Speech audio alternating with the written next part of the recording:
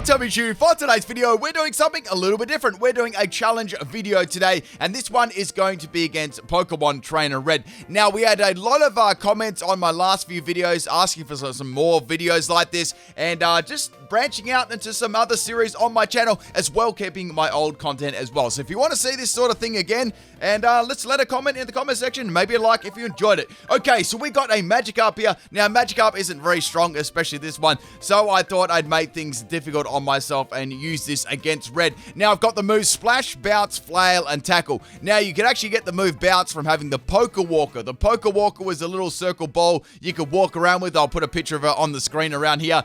Did you guys ever use the Poke Walker? Let me know in the comment section of the video. Now, firstly, what we got to do, right, we got Pokerus on the Magikarp, if you already seen there earlier on, and we got the right power item. So we're going to be doing some EV training. Now, EV training was a little bit harder back in the day compared to, like, we have it so easy now of EV training. So what we got to do, right, is we got to find a Pokemon that gives out attack or yields like attack EVs. And the best place to do that is right under Nugget Bridge, and you get these Goldines spawning, right? Now, you get Goldines and you get Seekings, right? Now, what you need to do if you've got to come across like a Goldine, right, you've got the right power item and you've got Pokerus, you can essentially take one Goldine out and it gives, 10 EVs there. So, as you can see, if you got a Pokemon with a power item and Pokerus, and you'll be able to see the yield of 1. So, we're getting 10. So Goldine has a yield of 1. If you come across a Seeking, it's got a yield of 2. So there's not a lot of difference between a Pokemon with a yield of 1 and 2, but it does make a fair difference if you're able to come across like a yield of 2 and 3 on a fairly more common basis here. So this didn't take me very long because Goldines are like the I think it's a 90% chance of Goldine here and a 10% chance of a Seeking. So it was actually a really, really fast process. I think I did this in about almost 10 minutes, so it was pretty quick. But sometimes you get areas that are harder to do, and some of the Pokemon that are harder to do than others. So I just used Tackle here. Tackle took all of them out. Now, next up, we had to get speed on the Magikarp. So we went into Diglett's Cave. Now, I don't really like going to Diglett's Cave at all because basically what happens is you always bump into Digletts. But it is really good for actually EVing Pokemon. So when I walked in here right away, I wasn't coming across any Diglett encounters. I was like, what's going on here? Do I have like a repel on or something like that? They literally took ages to appear. So Diglett, obviously, like the, I know you said tentacle then, like the Goldine, it actually gives off a 1 EV yield for speed run. Now, you can actually come across a Dugtrio, which gives off 2 as well. Now, there is something funny here. Since the Diglett is, I think it's a little bit higher level than the Goldines were, with the Dugtrio, right, it actually failed to take the Dugtrio out with a tackle, right? So I bumped into the Dugtrio, right? I went for the tackle and it didn't take it out. And then we played a little bit of, cat and mouse with Bounce and Dig. Anyway, so that was pretty much it for the EV training for the attack and the speed. And that's pretty much all I want to do. Now we're going to be climbing the Mount Silver and going to verse Red. Now, getting to Mount Silver, you guys probably know by now, or if you're a new viewer, I have terrible sense of direction. So this is obviously very different to the original,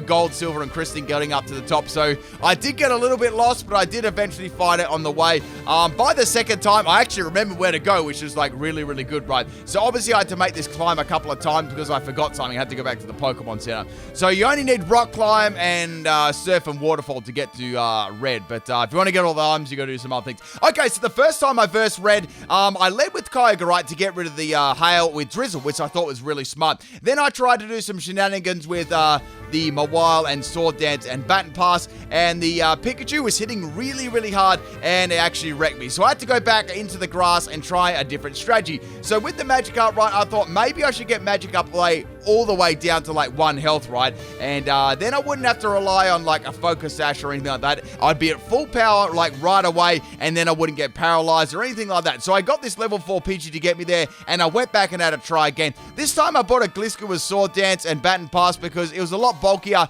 and then I could obviously not get hit by a Thunderbolt and Volt Tackle, Pikachu is like really, really strong at level 88, right? So I did a Baton Pass, and I went into Leafeon, another new Pokemon on my team. So I thought, let's get rid of this Pikachu, right, with Roar. So I roared out the Pikachu, which is really, really nice. And then the other move I had on my Leafeon, right, was Grass Whistle. Grass Whistle actually puts the Pokemon to sleep. It's actually is kind of trash, right? So I had to give it wide lens to make sure I hit. So I Baton Pass into Magikarp, right? And Blastoise did not wake up. So everything was going really, really, really, really well because I took Blastoise out in one shot.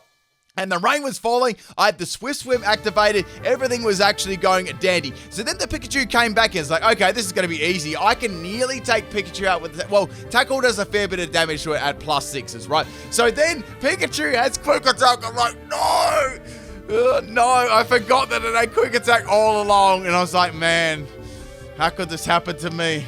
So I was thinking, how am I going to get past a Pikachu, right, with Quick Attack? Because I need Magikarp to basically be on 1 health or a very, very low amount of health for Flail to be at full base power, and Tackle wouldn't take him out. So I thought, okay, this time, right, I'm going to try with Focus Band. Now, Focus Band is an item that has a 10% chance to actually kick in, which is really, really interesting compared to like Focus Sash. Now, Focus Sash, right, would have been a great item, but Pikachu had Quick Attack, which completely countered. Now, Focus Sash, right, you need to be on a full amount of health, and if you get one hit KO'd in one shot at full health, it will always activate on 1 health. But Focus Band, right, regardless of how much health you got, can sometimes activate a 10% chance and actually stop you from fainting, which is super, super, super cool. Now, Pikachu wrecked me about 4,000 times, and there was this one time, right, when I swapped in Magikarp, right, and Blastoise actually woke up from the sleep, and I took the Blizzard on Focus Band. I couldn't believe that it happened, and I took the Blastoise out in 1 shot as well. And I thought, guys, this is the time, right? This is the prime time. And then Pikachu just come in and, you know, took me up. All right, people, after like 69 million goes, right, actually, I wrote it down right here. Someone's got to do the math. Someone like, you know, mathematician person, because you guys know I'm not great at maths. I did 37 tries at red for that to happen. So you count 10% chance on it activating and 37 tries. We get some maths in the comment section. That would be great. Okay, so let's go through the full strategy now. This is the final battle against Red with his Pikachu being super, super mean. So we got the Kyogre as the lead. Now, obviously on the top of the mountain, right, it's going to hail. Now, I tried out at the start, right, I don't think I showed some footage of this, but I had a Focus Sash Magikarp, and the Focus Sash got broken right away. Even with Focus Band, right, the hail gets around it, so you need to make sure you change the weather, whether it be sun, you could put Groudon out there or anything like that. I just chose for Kyogre because Swift Swim was perfect, and it worked really good with Magikarp. Okay, so next one we got is the Gliscor. Gliscor is really, really good against Pikachu because it stopped it using Volt Tackle and Thunderbolt. I actually thought at the start, right, I could bring a Gliscor in and make Pikachu swap, but Pikachu didn't tend to swap. Actually, in general, none of these Pokemon would swap at all. I tried a lot of different things, right, to make that Pikachu go out. In the end, I just forced it out with Raw, right, but it was kind of interesting.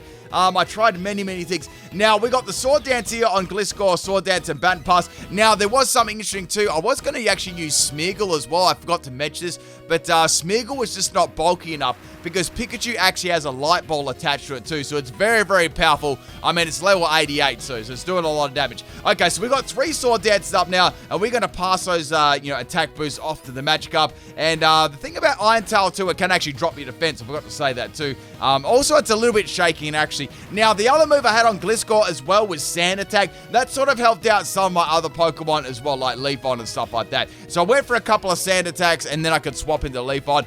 Sometimes, right, when I used Sand Attack a few times, or I didn't use it, Leafon would come in and get like maybe hit by a couple of Thunderbolts before it used Raw. Then it was very prone to getting fainted if the next Pokemon came in and, you know, if I missed a Grass Whistle and they used like Blizzard or something like that. Now, interestingly enough, on Red's team, the Snorlax actually had Blizzard. I will put all of Red's movesets up at the end of the video. We could talk about them and stuff like that. Okay, so we're going to go to Leafon here. I called it by Pikachu because this is like the Pikachu that literally gets rid of Pikachu, right? So we're going to take that Thunderbolt, the Iron Tail and the Thunderbolts there. It's going to drop my defense. So Iron Tail is kind of annoying. Like, it sort of didn't hit for a lot of times, but then when it hit, I just got really, really bad luck that it dropped my defense most of the time. Okay, so we're going to go for a Raw, getting rid of that Pikachu now, and Blastoise is going to be coming in. Man, I was like, could this happen this time? Could this just happen this time? I was getting so impatient, right, that Focus Band wasn't working. It literally worked against nearly like all of the other Pokemon. Okay, so going for that Grass Whistle there, I will add that Grass Whistle's accuracy is absolute trash. Like, and a lot of these Pokemon, like Charizard, Blastoise, Snorlax, they were all really good against Leafeon. Like, they had lots of, like, moves to hit against it, right? Anyway, so we can go for the Baton Pass now and swap into Magikarp. Now, the idea of putting the Blastoise to sleep was to get a free swap in from Magikarp. Now, also, Pikachu would use Volt Tackle, and that would lose some health too. So if it tried healing it up, then, you know, I couldn't really put it to sleep. So I just let the Pikachu not be asleep. That was, like, sort of easier to do, right? Because then I could get, like, a guaranteed, like, you know, Pikachu could just swap in right away rather than waiting for Pikachu, like, to attack me, like, twice.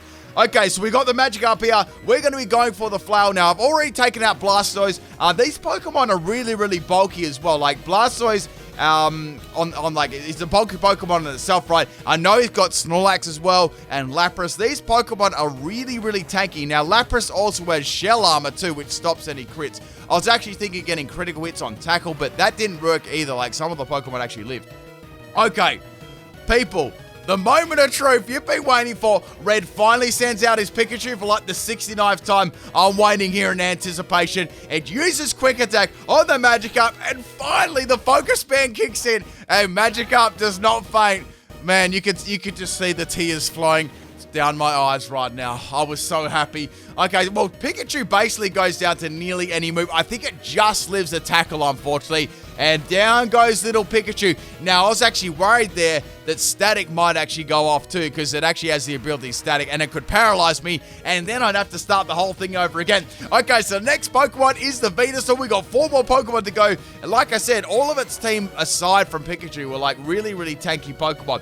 It was actually kind of a good thing too that, I was actually looking over the movesets that, you know, this doesn't have any, like, other abilities like, you know, Chlorophyll and stuff in the Sun. Not that I was using Sun anyway, but it's kind of good that I didn't use any of those, or Magikarp didn't have something like Chlorophyll itself. So Venusaur's going to go down there, and basically is a landslide from here. These Pokemon are going to get absolutely wrecked by the Magikarp. We got Snorlax in now. When I was versing Snorlax, right, I was really, really worried that I wouldn't be able to take it out, because these Pokemon are not low level. It's not like, you know, and they're not like I'm versing like level 50 or 60 Pokemon. These are like really, really high. Now, why Snorlax's health was going down, I literally, right, I took out, I got a can, right, I had a drink, I emptied the can, I took another drink, and I emptied the can as well, and then Snorlax finally went down.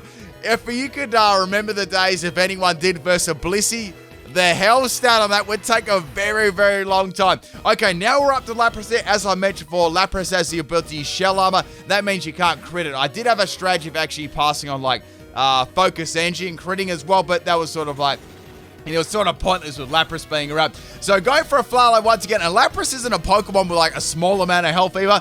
These Pokemon are taking so long to take out. So we got one more Pokemon left, and I believe it is Red's Charizard. I perhaps should have actually sped this part up, but I really didn't think about doing that right now. And we got one more Pokemon, which is the Charizard. And can we beat Red? Is Red going to get salty? And it's the Charizard. Man, this is bringing back memories of me. I was actually trying this on Sword and Shield the other day with Gigantamax Charizard as well. But there you have it, people. There's the last Flower that is going to take out Charizard. Charizard obviously is nowhere near as bulky as, you know, Lapras, Snorlax, and Venusaur, and it's going to go down in one hit, not shit. All right, anyway, we got it, people. That's it. Hope you enjoyed this battle against Trainer Red, and man, Trainer Red got beaten by Magikarp, but that was a really, really, really, really hard battle. I guess the hardest bit about this, right, was getting Focus Band to activate that 10% of the time and coming up with a strategy. Now, I didn't really want to put the Pikachu to sleep. I thought that'd be cheap. I wanted a way around it as like an actual self-challenge. But anyway, people, hope you enjoyed the video. If you want to see some more videos like this, please let me know in the comment section of the video. I may be thinking of trying some other Pokemon out. Maybe like, I don't know, we've done Caterpie, we've done Magikarp, maybe something like Unknown, because Unknown wasn't in Sword and Shield, right? But if you guys have got any like just like things you want me to try it, anything cool like that, maybe leave a comment below. And this is like really, really cool. I'm actually just going to move my screen around here. There's like a little with the credits rolling, there's actually like a little some little animations down the bottom. I think I forgot that these were actually on here, but man, Heart Gold and Soul Silver was absolutely amazing game. Like, Gen 2 is my favorite. I don't know, guys. What was your favorite gen? Mine was definitely Gen 2. And even though this is Gen 4, right, the remake is still from Gen 2. Anyway, people, I've talked for way too long, and I really hope you enjoyed this video. Maybe next time I'll do it on a different game. I'm thinking about maybe doing something maybe on 1st or 2nd gen. Maybe, or 3rd gen. I'm not sure. Anyway, people, have a good day and night wherever you live in the world, and I'll catch you next time. Peace.